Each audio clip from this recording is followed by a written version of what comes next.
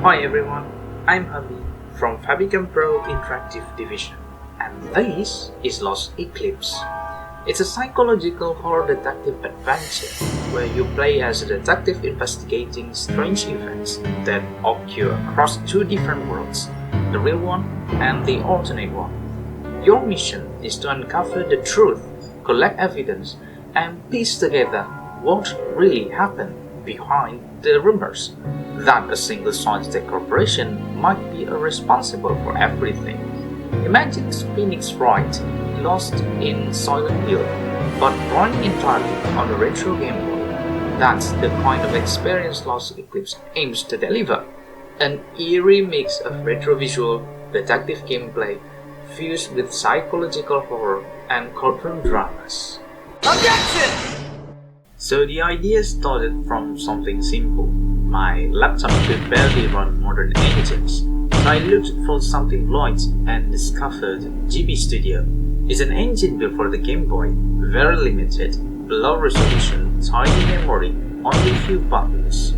But those limitations brought back a feeling I missed, the creativity of retro gaming. Back then, games didn't need high-end graphics or massive installs.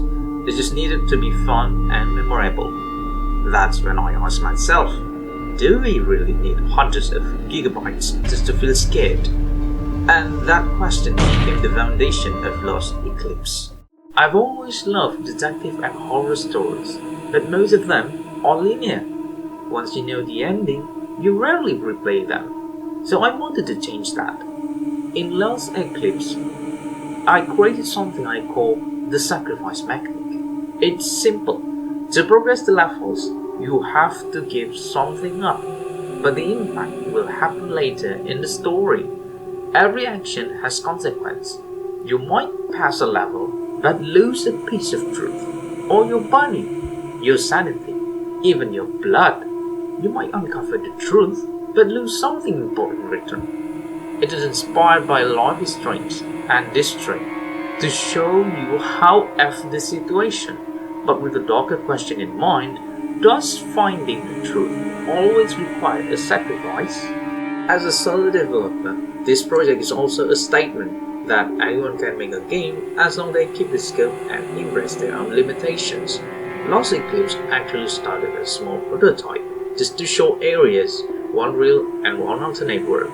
It wasn't a good visual at the time and no such objective for the game. My potato laptop became part of the identity of the project, and that retro look, the pixel graphics, the Game Boy Color palette actually connected deeply with the retro gaming community. Coming from a manga illustration background, I also wanted the visuals to have a certain mood, so even though it's all pixel art, it still feels expressive, cinematic, and emotionally heavy. For me, Lost Eclipse isn't just about mystery and horror. It's about curiosity, about questioning what's real and what truth is worth fighting for or sacrificing for. The game has been in development since October 2024 and it's now officially registered under copyright registration Indonesia as a retro pixel anime style game. If this intrigues you, please consider wishlisting Lost Eclipse on Steam and join in exploring the thin line between logic, madness, and belief.